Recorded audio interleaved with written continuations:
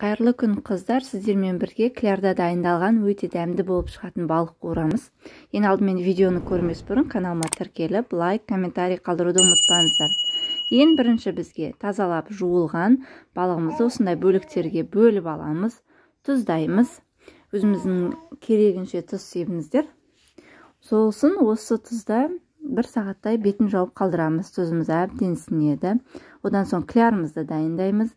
Бір жұмыртқамыздың үстіне жарты кесе суымызды, немесе 70-80 грамдай үстіне шым-шым тұз, қатты тұздап жібермеңіз, себебі біздің балығымызда тұздалған ащы болып кетуі мүмкін. Енді 5 ас қасық ұн саламыз. Егер сіз көп балық дайындайтын болсаңыз, осы массаны 2 еселеп жасасаңыздар болады. Енді барлығын бір келкі масса болғанша араластырамыз. Біздің осымен клярымыз дайын.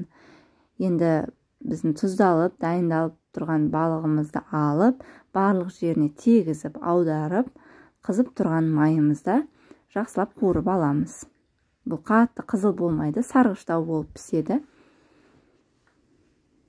Міне осындай әдемі сары біздің балықтарымыз дайын болып шығады. Видео ұнаса міндетті түрде каналыма тіркеліп, лайк, комментарий қалдыруды ұмытпаңыздар. Балық өте дәмді болады, міндетті түрде жасап көріңіздер. Ас болсын.